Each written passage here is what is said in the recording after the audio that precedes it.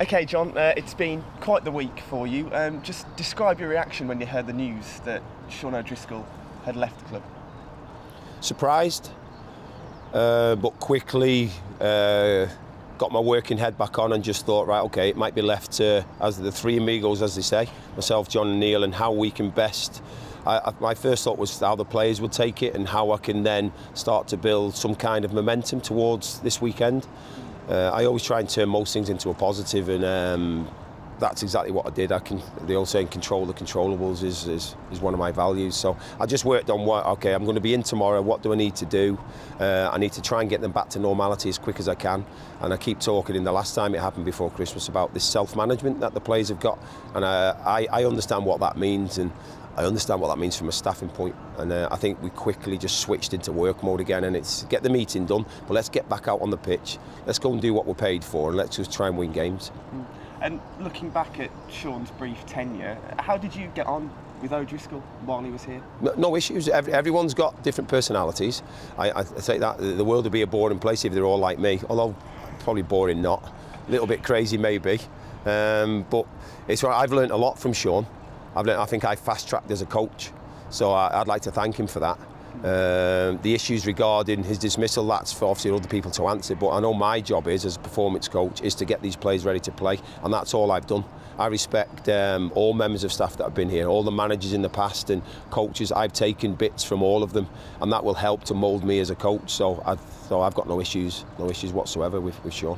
As most people will know, you were briefly in charge, along with Neil Cutler and John Ward, earlier in the season. Yeah. Has that experience been helpful for you now? Of course, every experience. I always think your character's built on adversity. What's adverse to one person may not be to another, but it depends how far you're out your comfort zone, I think. And obviously, at first I did it with Dean a few years back when we kept them up. So I was assistant then, which was interesting, and I learnt and developed from that. The period before Christmas has helped me again to be ready for this, and I feel now, and it's not disrespectful for coach, I understand I've not done my badges, and that's something that I will do, and but I've also had a hell of a lot of experience in football as a player, and a couple of thousand games if you tie them both together, and obviously you're going to learn from that. Every experience you go through, you have to take something from it, reflect and move on, and I'll do that. I'll reflect after today, after this interview. I'll reflect and think, could I have done it better? What things did I do right? What did I do wrong? And not beat myself up. Be honest and just reflect back and just see if I can improve on a day-to-day basis, just like my players. I don't know if you've seen, there have been various polls on social media about who the fans would like in charge until the end of the season. More often than not, you came out on top. Now, how pleasing is that for you to be the man that the fans want in charge of Walsall Football Club? That's really pleasing. Yeah, it's good. I don't care what anyone says. It's nice to be liked. I'd rather be liked than disliked, although I can handle being disliked. So I quite like myself. So it's not a bad thing. Self-esteem's good. My family like me, which is another bonus.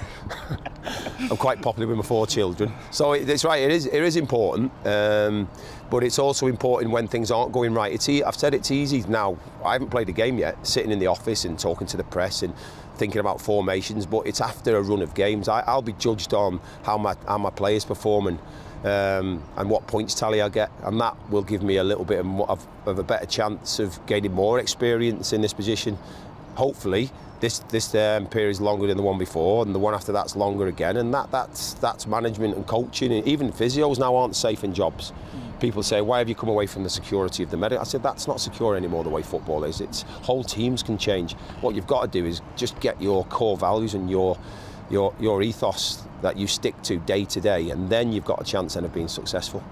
Is one of your priorities rather getting back to winning ways at the Banks's Stadium, winless there in 2016, I believe? I'm presuming that you want to make that a fortress again. Yeah, fortress, but away from home as well.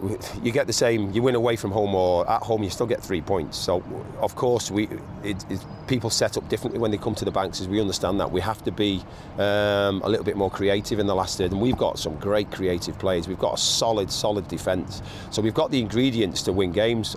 We're going to look at ways, if we can create more chances, of course we're going to do that. If we can get a better atmosphere, and then we're going to do that as well. If you're enjoying what you do, the energy levels increase. So that's what I'm going to be working on, getting the players' mindsets relaxed. Don't let anxiety sap any of our energy. Let's just look forward to each game we play, and let's look forward to creating and entertain the fans, but entertain each other. I want to be on the sideline clapping because of some of the passages of play that we've done, and that's what I've done this season. I want to get back to that. And how important are those fans from now until the end of the season? They are the 12th man, and I'm going to keep using it. The effect they can have, and I've said it, if we could just, even when we hit a bit of a sticky patch in a game, that's the time when we need them to be vocal.